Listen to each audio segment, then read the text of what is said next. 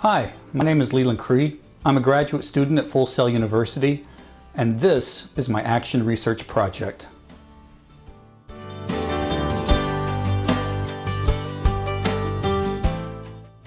My presentation will come in 4 parts.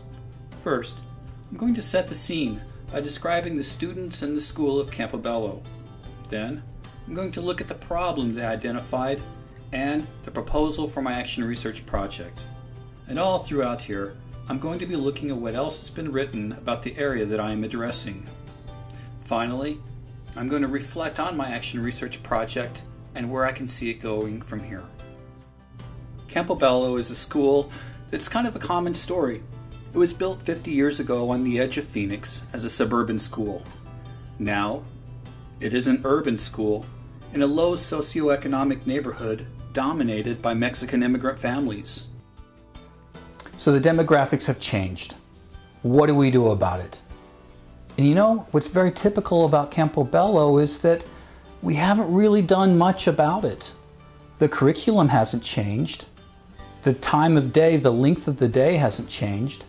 And in fact, you know, we're required to use district curriculum and textbooks, which are used in a wide variety of schools. The schools in Paradise Valley Unified School District range from Grayhawk and Pinnacle Peak Elementary, which are 2 of the top-rated elementary schools in Phoenix and Arizona, all the way down to schools like Campobello. The needs are completely different, but the way that the district is addressing it is very much the same. And in fact, there's curriculum maps where all schools need to address the curriculum on certain time frames. You can even look at the district website. The students that the district advertises are very different than what the students look like when they come through my doors. And so I think what's typical across the country is that we haven't really addressed what to do with this group of students.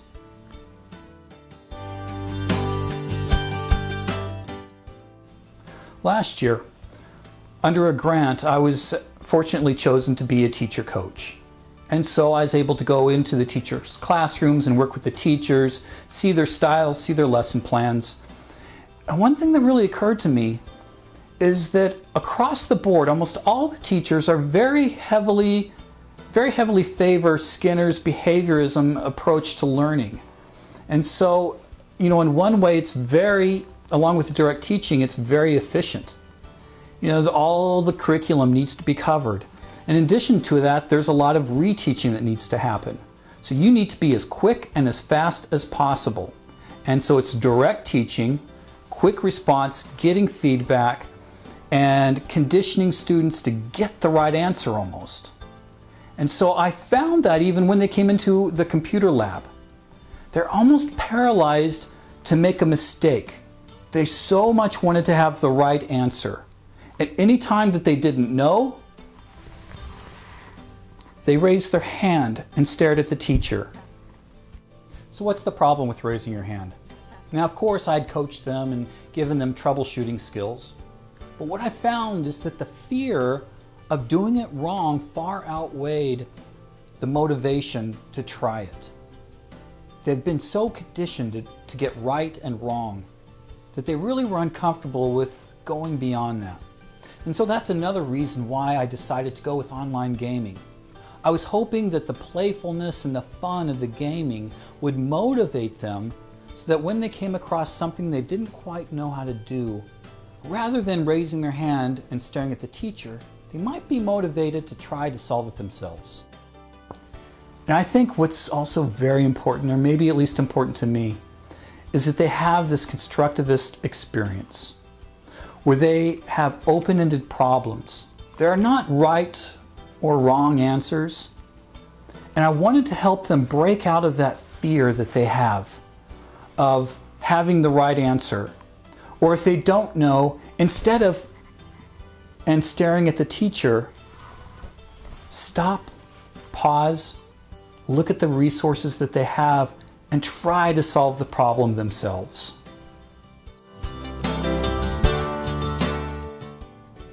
Now, when I started researching the current literature, I found that there really was none for what I was looking for.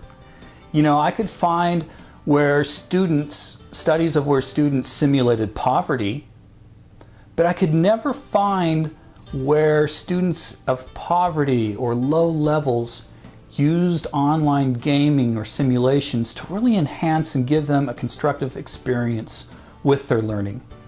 You know, they're unable to leave the classroom or leave the school for field trips because of budget cuts, because a lot of field trips require money and it's difficult to ask the families for money. And the families themselves don't leave the neighborhood that often. So many of our students just see their neighborhood and don't see a bigger world out there. All right, so I wanted to do online gaming and simulations. Now I had a few ideas, but what do I do?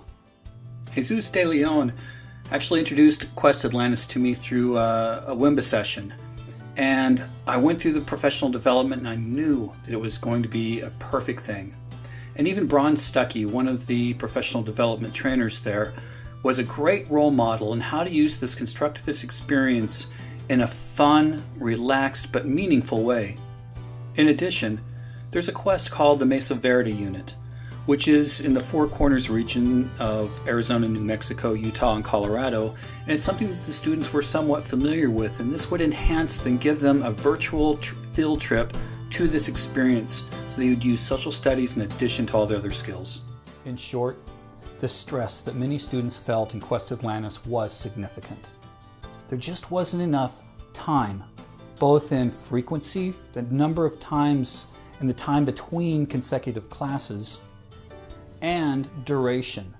With only about 30 minutes of class time, there wasn't enough time for them to get in and absorb the information and truly master a skill before it was time to leave.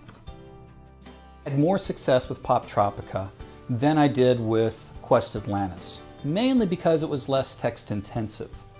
But nevertheless, the same group of students who struggled in Quest Atlantis struggled with Poptropica. We would repeat the cycle almost every class period. Difficulty logging in and remembering the information. And then once they were logged in, they were more interested in simply wandering through the online environment rather than progressing through the game. I was a little surprised at the end to see that the results of the Likert scale surveys did not change. But in a similar way, I wasn't surprised. The academic skills that it takes to do these games are not that much different. And students still need the same type of scaffolding and building upon these skills in order for them to succeed and feel comfortable with. And finally, they need the time, both in frequency and duration, to develop their thoughts and skills. And especially if you have language skills, you need that time. So on one hand, one could say that I was not successful with my action research project. I'd hoped that by using these games and online simulations, that it would spur student interest in school in general and connect what they're learning in the classroom to core academic subjects through a constructivist experience. Well, what I really found out is that although games are fun, and technology might be fun to me, it requires the same type of building and scaffolding and teaching just like any other subject. And if students don't have the time and frequency to master these skills, they're going to experience it very similar to what they would experience if they were writing a paper or reading a book that's too difficult for them. I think the most important lesson I learned is to not take yourself so damn seriously. You know, if you love and cherish the students as they come into your classroom and do your very best and know that they are trying their very hardest, I think miracles can happen. And that's one thing that I really hope to take away from this.